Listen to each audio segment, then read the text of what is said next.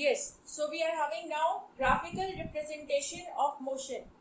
Means whatever we have done in motion, जो भी हमने अभी पढ़ा उसको हम ग्राफ के फॉर्म में रिप्रेजेंट करने वाले हैं. तो क्वेश्चन ये आता है भाई ग्राफ इतना इम्पोर्टेंट क्यों है? तो first of all importance of graph.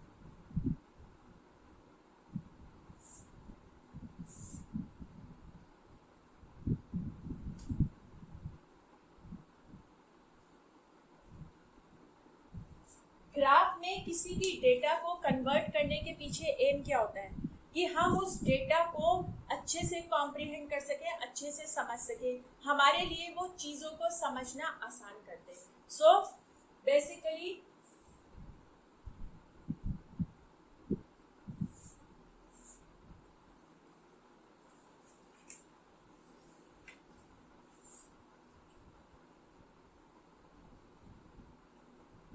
आसान हो जाता है. अब नेक्स्ट क्वेश्चन ये आता है कि ये ग्राफिकल रिप्रेजेंटेशन होता कैसे है, ग्राफ होता कैसे है. सबसे पहले ग्राफ पे जाने से पहले मैं आपको एक बार दोबारा से बताना चाहूंगी कि यहाँ पर आप दो तरह के ग्राफ्स के बारे में स्टडी करने वाले हो. दो तरह के ग्राफ कौन से हैं? पहला तो है डिस्टेंस या डिस्प्लेसमेंट टाइम ग्राफ. डिस्टेंस और डिस्प्लेसमेंट टाइम ग्राफ. और दूसरे वाला है स्पीड या वेलोसिटी.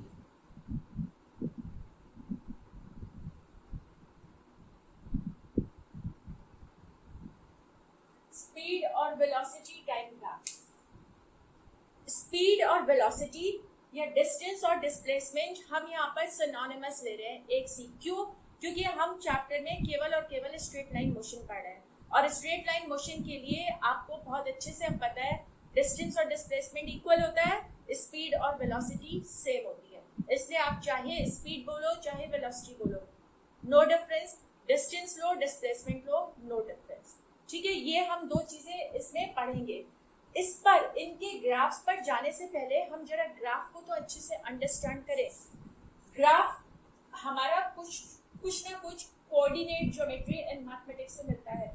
ग्राफ को बनाना उसमें क्या होता है, हमारी एक होती है हॉरिजॉन्टल एक्सिस और एक होती है हमारी वर्टिकल एक्सिस. और जहां पर दोनों एक्सिस मीट करती है, this point is origin O और ओ के कोऑर्डिनेट्स क्या होते हैं? 0 0 होते हैं ओ के कोऑर्डिनेट्स. ठीक है, 0 0 होते हैं ओ के कोऑर्डिनेट्स. ये वाली जो हॉरिजॉन्टल एक्सिस होती है इसको हम लेते हैं एक्स एक्सिस और जो वर्टिकल एक्सिस होती है उसको हम लेते हैं वाई एक्सिस. ठीक है, ये बात है. अब हमें जो भी ग्राफ प्लॉट करना है उसमें हमारी दो क्वांटिटीज होंगी. जैसे यहाँ पर डिस्टेंस टाइम है तो डिस्टेंस और टाइम, यहाँ पर स्पीड टाइम ग्राफ है तो स्पीड और टाइम, दो क्वांटिटीज हो गई. तो कोई भी दो क्वांटिटीज के बीच में हम ग्राफ बना सकते हैं और इन दो क्वांटिटीज में से एक क्वांटिटी को हम एक्स एक्सिस हॉरिजॉन्टल एक्सिस पर और दूसरी को हम वाई एक्सिस मतलब वर्टिकल एक्सिस पर लेंगे. अब कौन से एक्सिस पर कौन सी क्वांटिटी लेंगे ये मेरी मर्जी होती है, हमारी इच्छा पर निर्भर होता है. नो, हम अपनी इच्छा से ये काम नहीं कर सकते. इसके पीछे रूल है. क्या रूल है? कि हम उस वाली क्वांटिटी को एक्स एक्सिस पर लेते हैं जो क्वांटिटी इंडिपेंडेंट होती है. Means it does not depend on the other quantity. Suppose we are taking an example of distance and time. तो डिस्टेंस और टाइम में हमें सोचना होगा कि कौन सी क्वांटिटी इंडिपेंडेंट है और कौन सी क्वांटिटी दूसरी पर डिपेंड कर रही है. तो अगर हम बहुत ध्यान दें हमेशा पाएंगे कि टाइम इंडिपेंडेंट होता है. टाइम किसी पर डिपेंड नहीं करता. आप डिस्टेंस मूव करो या नहीं करो टाइम चलता रहेगा. ठीक है, जबकि अगर आप देखो डिस्टेंस मूव करो या नहीं करो टाइम तो चल रहा है.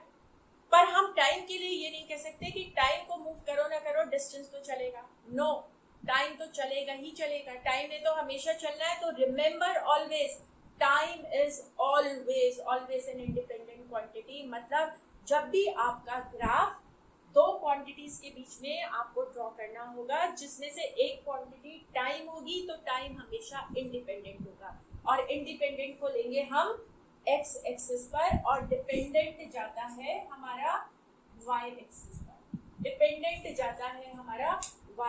पर. ओके अब जैसे मान लो इंडिपेंडेंट क्वांटिटी को हम टी ले लेते हैं, टाइम होता है हमेशा, और डिपेंडेंट हमारा डिस्टेंस है, तो ये हमारा डिस्टेंस टाइम ग्राफ हो गया। अब देखो हमने जब ग्राफ बनाया है तो ग्राफ बनाते वक्त हमने एक जर्नी का पूरा जो डेटा था, भाई इतने टाइम में इतना डिस्टेंस मूव करा, फिर इतने टाइम में इतना करा, इस तरह का डेटा था, उसको हमने ग्राफ पे रिप्रेजेंट करा। कैसे? जैसे सपोज 1 2 3 4 5 6 7 8 9, यहाँ पर टाइम डिस्टेंस ले लो 1 2 3 4 5 6 7 8 9। सपोज आपको बोलते हैं कि 2 सेकेंड्स पर, ये मान लो ये हमारा एक पॉइंट है ए के लिए हम बोलते हैं कि भाई जब हमारा मोशन, हमारी गाड़ी बढ़कर, गाड़ी मतलब हमारा जो ऑब्जेक्ट मूव कर रहा था, वो चाहे हमारा 2 व्हीलर हो, चाहे 4 व्हीलर हो, चाहे साइकिल हो, कुछ भी हो, वो जब हमारा पॉइंट ए पर पहुंचा तो कितनी देर में, कितने टाइम में उसने कितना डिस्टेंस कवर किया था। तो भाई ये रहा 2 सेकेंड्स में, सेकेंड में लिया, ये हमने 3 मीटर्स कवर किया था। मतलब जब हमारा ऑब्जेक्ट ए पर पहुंचा है तो वो 2 सेकेंड्स का टाइम लगा चुका था और उन 2 सेकेंड्स में उसने 3 मीटर का डिस्टेंस कवर किया था। अब मान लो डिस्टेंस और टाइम आपके पास दो क्वांटिटी है, हम उसको अच्छे से अगर सोचते हैं तो इन दो क्वांटिटी से हमें क्या मिलता है? स्पीड मिलता है। हमें इन दो क्वांटिटी से स्पीड मिलती है और स्पीड होता है डिस्टेंस अपॉन टाइम। स्पीड होता है डिस्टेंस अपॉन टाइम। अब सपोज मेरा क्वेश्चन है कि भाई पॉइंट ए पर स्पीड कितनी थी, तो आपने देखा पॉइंट ए पर डिस्टेंस 3 मीटर था, टाइम 2 सेकेंड था, तो ये हो गया 1.5 मीटर पर सेकेंड। निकल आया ना, बहुत आराम से पता लगा। अब सपोज हम कोई पॉइंट यहाँ ले लो, चलो ये रहा बी पॉइंट पे, ये रहा हमारा डिस्टेंस और ये रहा हमारा टाइम। तो भाई बी पर हमारा टाइम हो गया 3 4 5 सेकेंड्स और ये 4 5 6 7 8, ये 8 मीटर्स। तो what is the speed of the object at point B? Speed at A था, ये speed at B will be distance that is 8 metre upon 5 seconds, 1.6 metre per second, 1.6 metre per second. तो इस तरह से हम easily यहाँ से speed को निकाल सकते हैं। बट इन ग्राफ्स के और डिटेल में जाने से पहले एक और चीज मैं आपको बताना चाहूंगी, और वो क्या है?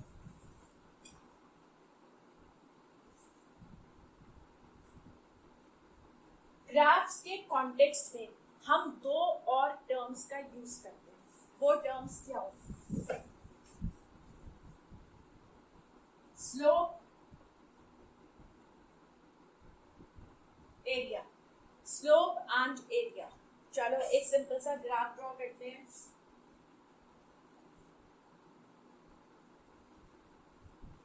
ये हमारी कोई क्वांटिटी ए है और ये कोई क्वांटिटी बी है। इसके बीच में हमने ये ग्राफ बनाया, दोनों के बीच में ये ग्राफ बनाया, स्ट्रेट लाइन ग्राफ। ठीक है, स्ट्रेट लाइन ग्राफ बनाया। तो हम इस ग्राफ की स्लोप की बात कर रहे हैं। स्लोप का मतलब क्या होता है? स्लोप का मतलब होता है एलिवेशन, चढ़ाई। पहाड़ पे चढ़ते हो ना भाई, जितना खड़ा होगा, जितनी खड़ी उसकी, देखो ये है दो स्लोप, ये हॉरिजॉन्टल है, एक ये है, एक ये। एक हमारा पहाड़ इस तरह का है और एक पहाड़ ये, एक पहाड़ इस तरह का है और एक पहाड़ इस तरह का है। बताओ किसमें चढ़ना मुश्किल होगा? इसमें चढ़ना मुश्किल होगा, क्योंकि इसकी स्लोप बहुत ज्यादा है। इसकी चढ़ाई, खड़ी चढ़ाई बोलते हैं इसको, इसकी चढ़ाई खड़ी हुई है, इसकी स्लोप बहुत ज्यादा है। तो अगर हम इस चीज को यहाँ देखते हैं, हमारे पास ये दो ग्राफ है ए और बी।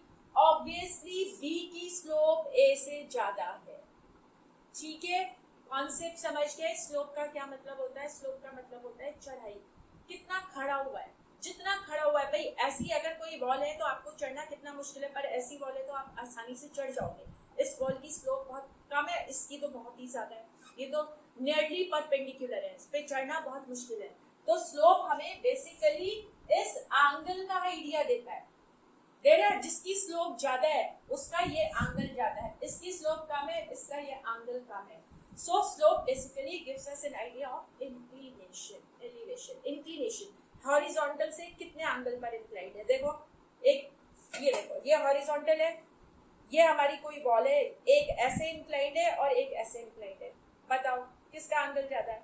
इसका है कि इसका? इसका एंगल ज्यादा है, तो इसकी स्लोप भी ज्यादा है। तो आपने स्लोप के बारे में देख लिया। अब हम आगे बात करते हैं एरिया की। एरिया हमने देखा, चाहे हम ट्राइंगल का एरिया लेते हो, चाहे हम स्क्वायर का लेते हो, चाहे रेक्टेंगल का लेते हो, half base into height, length into breadth, side into side, multiply करके मिलता है एरिया। तो एरिया हमें मिलता है मल्टीप्लिकेशन से, और मल्टीप्लिकेशन के लिए हम यहाँ क्या यूज करने वाले हैं? मान लो ये हमारा ग्राफ है, हमें एरिया फाइंड करना है। कौन सा एरिया? एरिया बिटवीन या under the graph and between the x axis. Mostly x axis की बात करते हैं हम। जैसे मल्टीप्लाई करके हमारे पास, मान लो स्पीड डिस्टेंस अपॉन टाइम है, मल्टीप्लाई करने से डिस्टेंस आता है, स्पीड इनटू टाइम होता है। तो स्पीड टाइम ग्राफ से मान लो हमें डिस्टेंस निकालना था, हम मल्टीप्लिकेशन मेथड से निकालेंगे। कैसे निकालेंगे?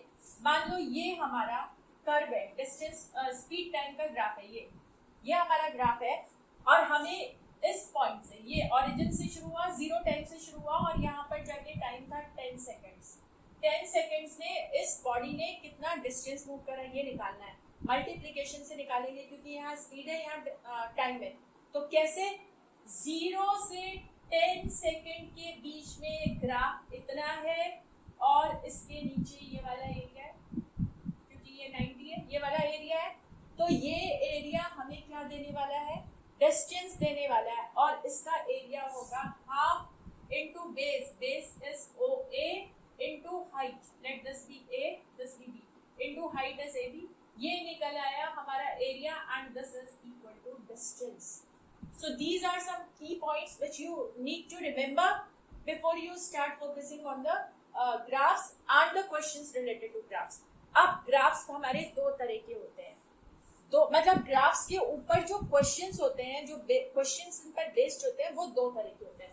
किस तरह के होते हैं वो दो तरीके कौन से हैं भाई? वो दो तरीके हैं। पहला है कि हमें ग्राफ गिवन होता है, हमें क्वेश्चंस पूछे जाते हैं, questions based on the graph given. Questions are based on the graph given. और दूसरा होता है draw the graph. Draw the graph.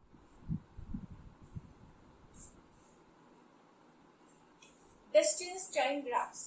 अब ये डिस्टेंस टाइम ग्राफ्स क्या? ऑब्वियसली डिस्टेंस और टाइम के बीच का ग्राफ है, उसको हम डिस्टेंस टाइम ग्राफ बोलते हैं। Like suppose we are having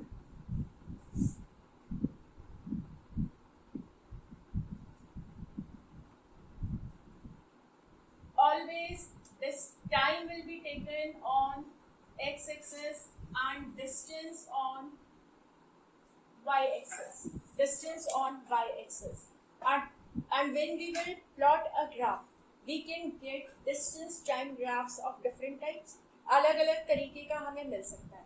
suppose हमें अब ये ग्राफ मिला है, suppose this is our graph, ठीक है। इस ग्राफ में हम जरा यहाँ पर मार्किंग्स लगा लेते हैं।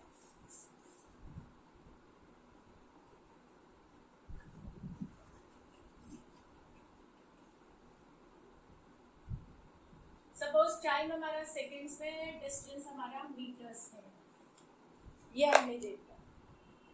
अब आपसे पूछा जाए थर्ड सेकेंड और फिफ्थ सेकेंड के बीच में कितना डिस्टेंस ट्रैवल किया, थर्ड सेकेंड और फिफ्थ सेकेंड के बीच में कितना डिस्टेंस ट्रैवल किया, तो आप क्या करोगे? थर्ड सेकेंड से यहाँ पर ये हो गया, और fifth second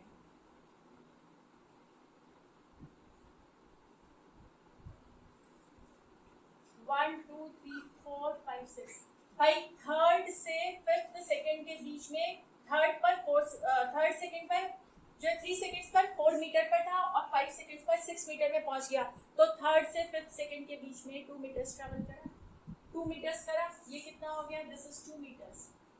so between 3 and 5 seconds distance traveled is 6 minus 4, that is 2 meters. Therefore speed of the object between intervals will be distance traveled between these two times is 2 upon time between these two is 2. 1 meter per second. This is 1 meter per second. अब इस type का graph already हम discuss कर चुके हैं, but यहाँ से कुछ और इम्पोर्टेंट चीजें मैं आपको बताना चाहूंगी. सपोज एक बॉडी है P1, उसका तो डिस्टेंस टाइम ग्राफ ये है, और एक और बॉडी है B2, उसका डिस्टेंस टाइम ग्राफ ये वाला है. ये B1 एक बॉडी का है, B2 दूसरी बॉडी का है, और हमें फाइंड करना है कि कौन ज्यादा डिस्टेंस मूव कर रहा है सेम टाइम में, मतलब किसकी स्पीड ज्यादा है. हम डिस्टेंस, अब ध्यान दो, डिस्टेंस टाइम ग्राफ से हम डिस्टेंस रीड कर सकते हैं और डिस्टेंस टाइम ग्राफ से हम स्पीड निकाल सकते हैं. तो बताओ भाई किसकी स्पीड ज्यादा है. आपको बताया था स्लोप. जब हमें मल्टीप्लाई करके कुछ निकालना होता है तो हम एरिया निकालते हैं, जब हमें डिवाइड करके कुछ निकालना होता है तो स्लोप होती है. और स्पीड डिस्टेंस अपॉन टाइम है, डिवाइड करके निकाल रहे हैं, डिवाइड करके निकाल रहे हैं तो स्लोप होगा. बताओ स्लोप इन दोनों में से, देखो फोकस करो, किसका ज्यादा है. B1 का ज्यादा है. स्लोप B1 की ज्यादा है. Slope of these things are made to be noted down. Slope of B1 is greater than B2, therefore speed of B1 is greater than speed of object B2. Focus on this. Different types of distance time graphs हैं. अब देखो इनमें क्या हो रहा है, कौन से होते हैं. पहले तो ये देखते हैं कितनी तरीके के होते हैं. Distance time graph which is parallel to time axis. पहला टाइप है डिस्टेंस टाइम ग्राफ, ये पहला है parallel to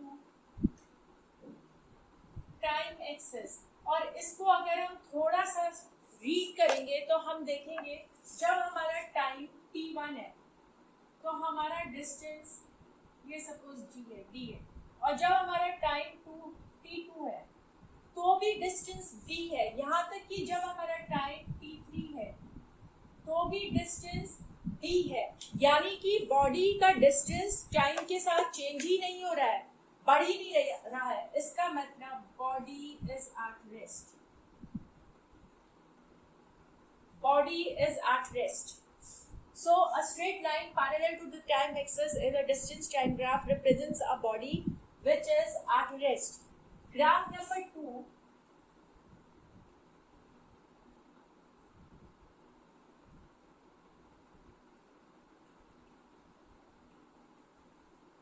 is a straight line having some slope, positive slope. इसकी slope positive है.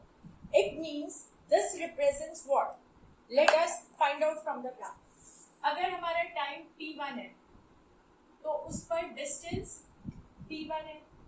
टाइम T2 पर डिस्टेंस जो मूव किया है वो D2 है, और टाइम T3 पर डिस्टेंस जो मूव किया है D3 है.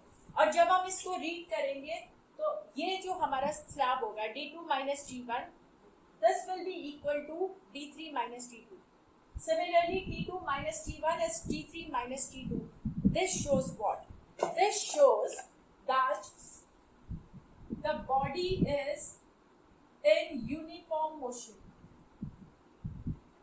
Uniform motion का मतलब है constant या uniform speed. Constant speed का मतलब होता है body is covering equal distances in equal time interval. Her 2 second में अगर x मीटर्स कवर किया, अगले 2 में भी x, अगले 2 में भी x, अगले 2 में भी x, हर 2 सेकंड में सेम डिस्टेंस कवर होगा. यानी कि स्पीड तो क्या हो रहा है, डिस्टेंस बढ़ रहा है, डिस्टेंस बढ़ रहा है. तो स्पीड क्या होने वाली है, हमारी डिस्टेंस बढ़ रहा है पर इक्वल बढ़ रहा है, तो स्पीड हमारी यूनिफॉर्म या कांस्टेंट स्पीड होने वाली है. तो हमेशा इस तरह का ग्राफ हमें यूनिफॉर्म मोशन बताता है. और तीसरा ग्राफ है हमारा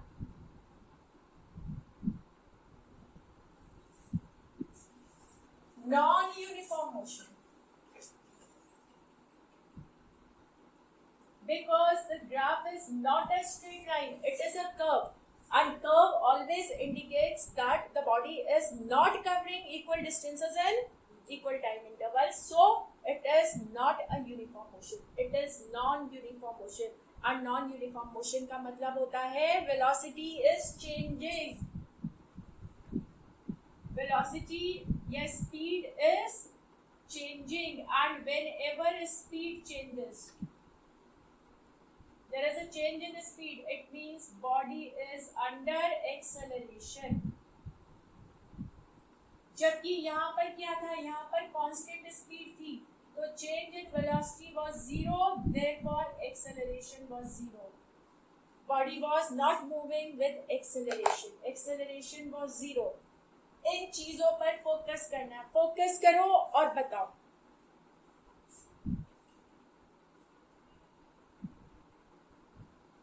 एक और चौथा हम करने वाले हैं जिसके बारे में कुछ खास गिवन नहीं है.